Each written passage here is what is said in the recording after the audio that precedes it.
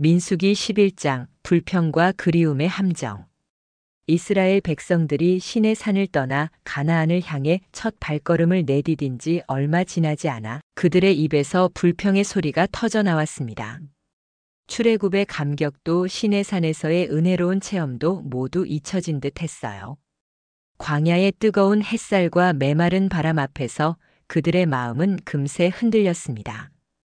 우리가 고기를 먹던 것이 생각나는도다. 우리가 애굽에 있을 때에는 값없이 생선과 오이와 참외와 부추와 파와 마늘을 먹었거늘 이제는 우리의 기력이 다하여 이 만나 외에는 보이는 것이 아무것도 없도다.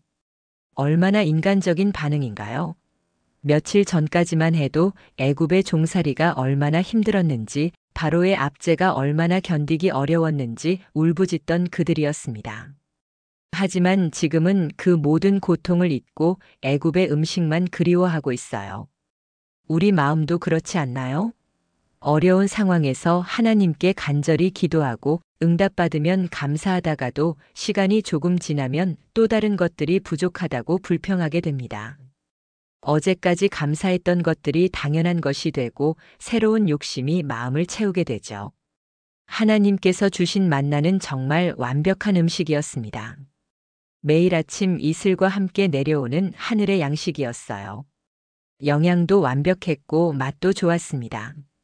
그 맛은 기름 섞은 과자 맛 같았더라고 성경은 기록합니다.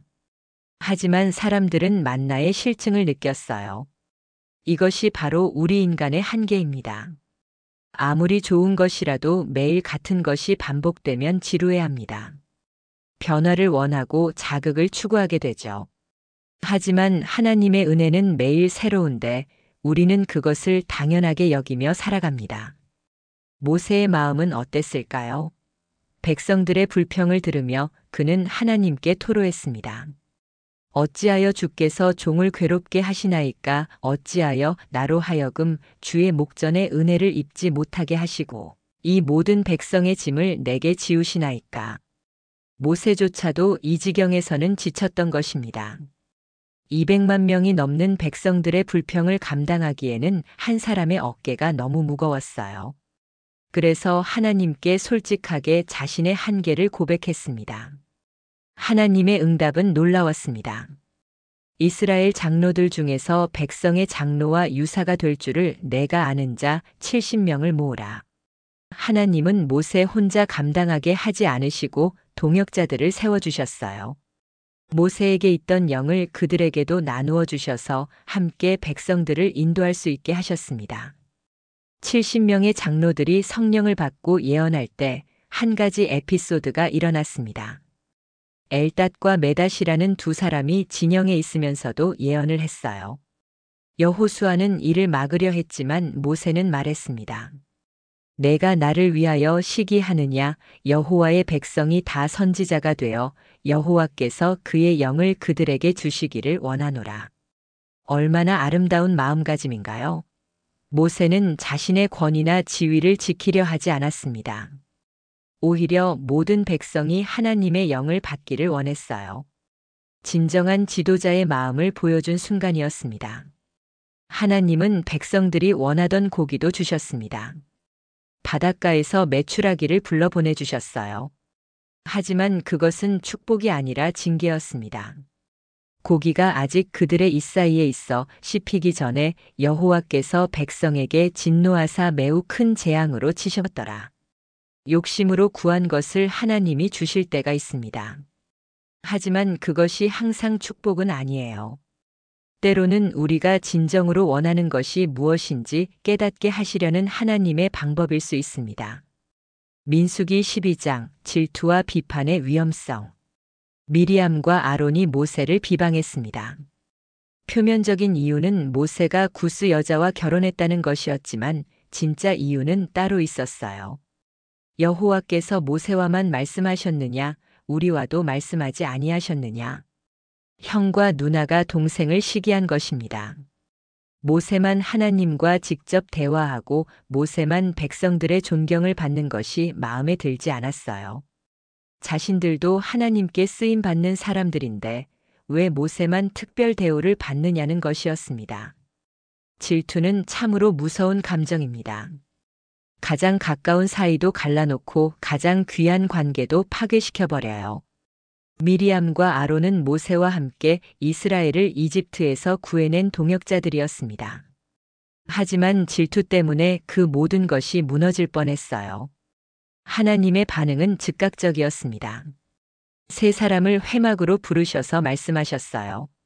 내가 그와는 대면하여 명백히 말하고 은밀한 말로 하지 아니하며 그는 또한 여호와의 형상을 보거니와 너희가 어찌하여 내 종 모세 비방하기를 두려워하지 아니하느냐.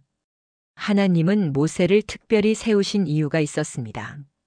모세는 온 집에서 신실한 자라고 하나님이 증거하셨어요. 신실함, 그것이 바로 모세가 특별한 사명을 받을 수 있었던 이유였습니다. 미리암이 문둥병에 걸렸습니다. 하나님의 징계였어요. 모세는 즉시 하나님께 기도했습니다. 하나님이여 원하건대 그를 고쳐 주옵소서. 자신을 비방한 누나를 위해 즉시 중보 기도한 것입니다. 하나님의 대답은 의외였습니다. 그의 아버지가 그의 얼굴에 침을 뱉었을지라도 그가 이래 동안 부끄러워하지 않겠느냐. 미리암은 7일 동안 진 밖에 격리되어야 했어요. 이 일주일은 미리암에게는 회개의 시간이었고 이스라엘 백성들에게는 기다림의 시간이었습니다. 모든 백성이 미리암을 위해 기다려 주었어요. 그만큼 그녀가 소중한 존재였다는 것을 보여주는 장면입니다. 질투와 비판은 결국 자신을 해칠 뿐입니다. 다른 사람의 은사를 시기하기보다는 하나님이 나에게 주신 고유한 역할에 충실해야 해요. 모세에게는 모세의 소명이 있고 미리암에게는 미리암의 소명이 있었습니다. 민수기 13장 두려움과 믿음의 갈림길. 드디어 약속의 땅이 눈앞에 다가왔습니다. 하나님께서 각 지파에서 한 명씩 총 12명의 정탐꾼을 가나안 땅에 보내라고 하셨어요.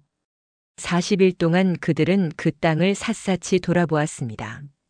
돌아온 정탐꾼들의 보고는 일치했습니다. 과연 그 땅에 젖과 꿀이 흐르는도다. 그들이 가져온 포도송이 하나는 두 사람이 메어야 할 정도로 컸어요. 땅의 비옥함은 의심할 여지가 없었습니다. 하지만 여기서 길이 갈렸습니다. 10명의 정탐꾼은 말했습니다. 그러나 그 땅 거주민은 강하고 성읍들은 견고하고 심이 클 뿐 아니라 거기서 아낙 후손을 보았으며 그들은 현실적인 어려움에 주목했어요. 반면 갈렙과 여호수아는 달랐습니다. 갈렙이 백성들 앞에서 말했어요. 우리가 곧 올라가서 그 땅을 취하자 능히 이기리라. 같은 상황을 보고도 완전히 다른 결론을 내린 것입니다. 무엇이 이런 차이를 만들었을까요? 바로 믿음이었습니다. 10명의 정탐꾼은 자신들의 능력과 현실적 조건만 보았어요. 하지만 갈렙과 여호수아는 하나님의 능력과 약속을 보았습니다.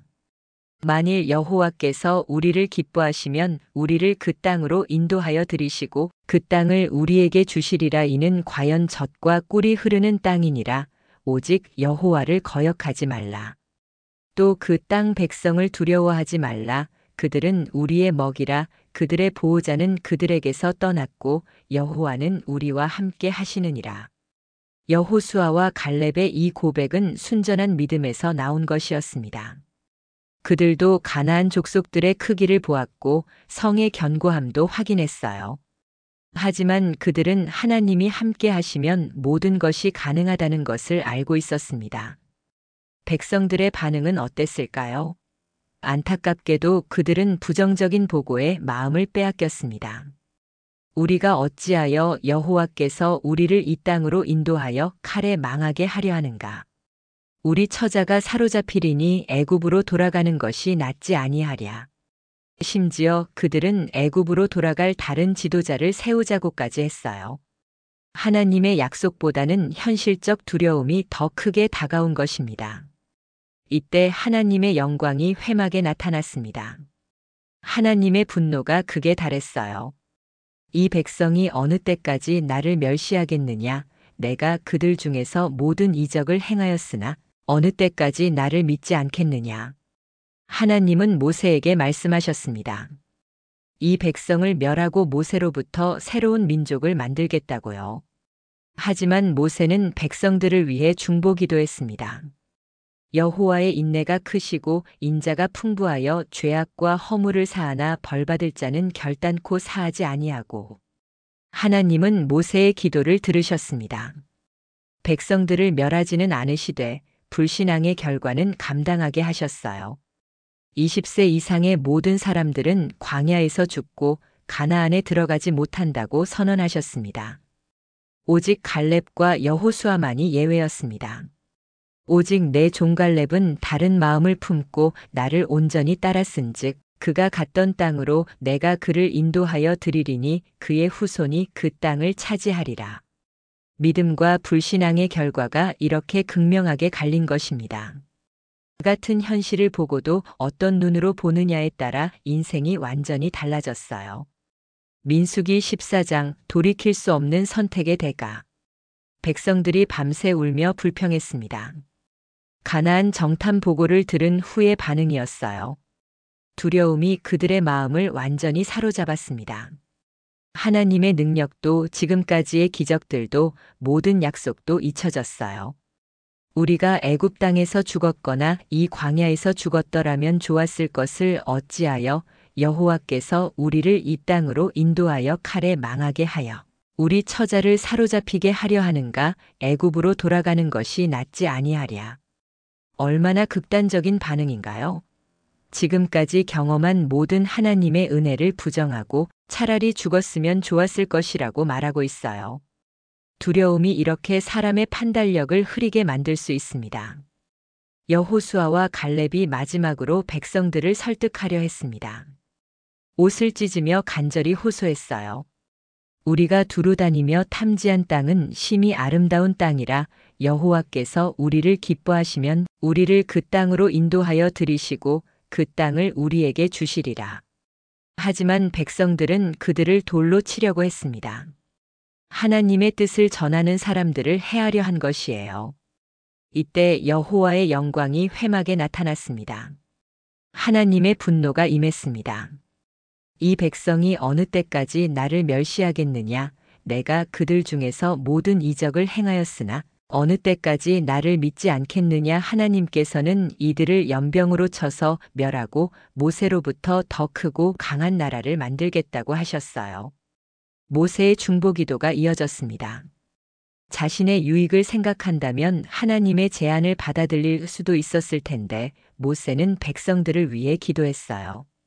원하건대 주의 큰 권능을 따라 이 백성을 사하소서. 모세는 하나님의 성품을 근거로 기도했습니다.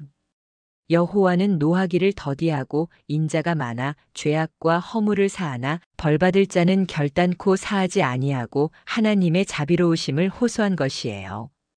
하나님께서 모세의 기도를 들으셨습니다.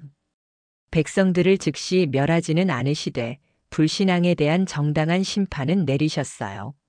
너희 시체가 이 광야에 엎드러질 것이라. 너희 중에서 20세 이상으로서 계수된 모든 자 곧 나를 원망한 자들은 내가 맹세하여 너희에게 살게 하리라 한 땅에 결단코 들어가지 못하리라.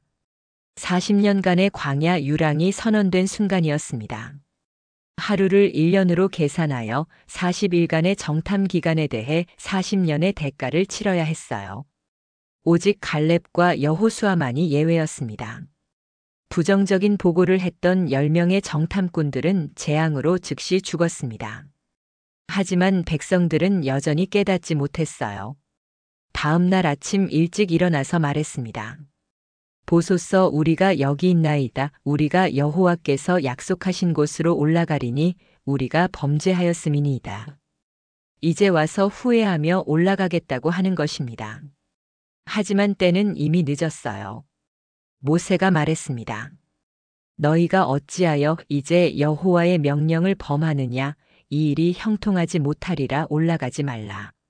너희 중에 여호와께서 계시지 아니하니 너희 원수 앞에서 패할까 하노라. 그들이 고집스럽게 올라갔을 때 결과는 참담했습니다. 아말렉족과 가나안족이 내려와서 그들을 쳐서 호르마까지 쫓아냈어요. 하나님 없이 자신들의 힘만으로 시도한 일의 결과였습니다. 한 번의 불순종이 40년의 유랑을 가져왔습니다. 한순간의 두려움이 평생의 후회가 되었어요.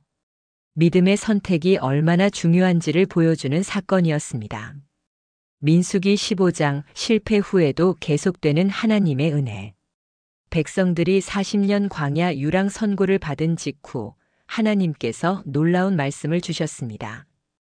내가 너희에게 주어 거주하게 할 땅에 들어가서 여전히 약속의 땅에 대한 소망을 버리지 않으신 것이에요. 이것이 바로 하나님의 마음입니다. 우리가 실패하고 넘어져도 하나님의 계획은 계속됩니다. 현 세대가 불순종했지만 다음 세대를 위한 준비는 여전히 하고 계셨어요. 제사에 관한 자세한 규례들을 다시 말씀해 주셨습니다. 번제와 희생제, 서원제와 낙헌제에 대한 구체적인 방법들. 이 모든 것들은 가나안 땅에 들어가서 지켜야 할 규례들이었어요. 너희가 그 땅 소산의 음식을 먹을 때에 여호와께 거제를 드리되 아직 그 땅에 들어가지도 못했는데 벌써 그 땅의 소산으로 드릴 제사에 대해 말씀하고 계신 것입니다. 하나님의 신실하심이 느껴지는 대목이에요. 본토인과 거류민을 구별하지 않고 같은 규례를 적용하겠다고 하셨습니다. 회중 앞에서 너희나 타국인이나 한 율례여. 너희 대대로 영원한 율례라. 너희와 거류민이 여호와 앞에는 같으니라. 하나님 앞에서는 출신이나 신분의 차별이 없다는 선언이었어요. 그런데 한 가지 충격적인 사건이 일어났습니다. 어떤 사람이 안식일에 나무를 하는 현장에서 발견된 것입니다.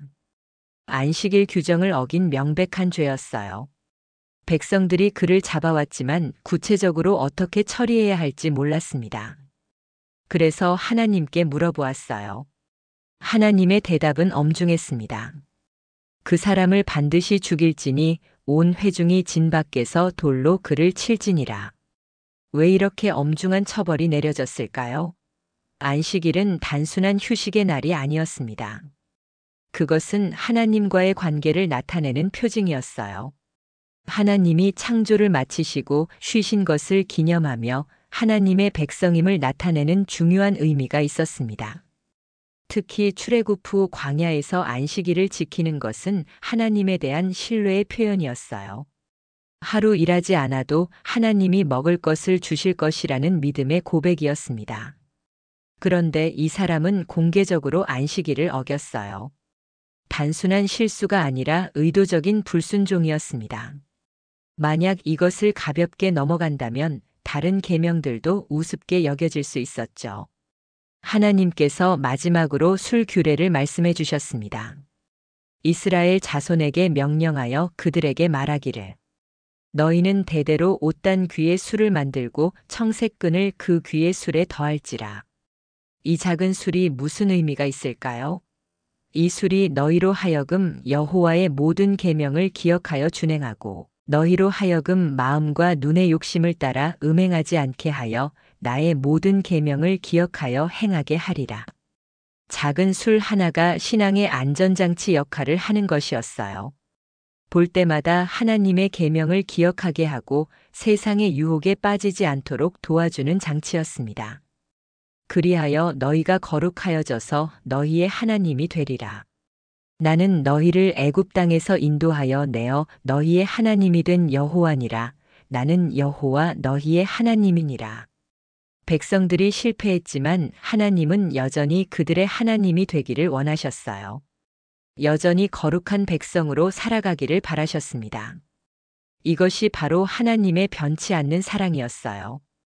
이스라엘 백성은 광야에서 먹을 것과 삶의 불편함을 원망하며 불평했습니다.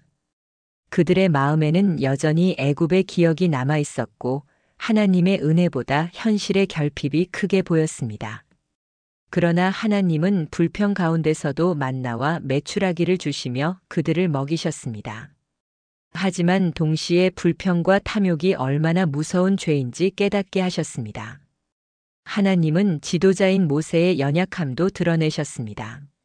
무거운 짐을 홀로 감당하지 못하는 모세를 위해 장로들을 세우시고 성령을 나누어 주셨습니다. 이는 하나님의 일은 사람의 힘이 아니라 하나님의 영으로 이루어진다는 사실을 보여주셨습니다. 그러나 미리암과 아론은 모세를 시기하며 그를 비방했습니다.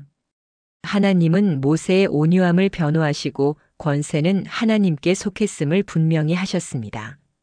시기와 불평이 공동체를 무너뜨릴 수 있음을 경고하신 것입니다. 또한 가나안 땅을 정탐한 사건에서 10명의 정탐꾼은 두려움과 불신을 전했지만 여호수아와 갈렙은 믿음으로 약속을 붙들었습니다. 하나님께서 주신 약속의 땅은 믿음으로 들어가야 했습니다. 그러나 백성들은 두려움에 사로잡혀 돌아가기를 원했고 결국 불순종으로 인해 광야에서 세월을 보내야 했습니다. 그럼에도 하나님은 그들을 버리지 않으셨습니다. 제사와 제도의 말씀을 주시며 언약 백성으로서 어떻게 살아야 할지를 다시금 가르치셨습니다. 불순종의 결과는 분명했지만 회개하는 자를 받아주시는 하나님의 자비도 여전히 흘러넘쳤습니다. 광야의 여정은 단순한 이동이 아니라 하나님의 백성이 믿음으로 빚어져가는 훈련의 길이었습니다. 불평이 아닌 감사로, 두려움이 아닌 믿음으로, 자기 의지가 아닌 하나님의 말씀을 붙드는 길이 생명의 길임을 보여주셨습니다.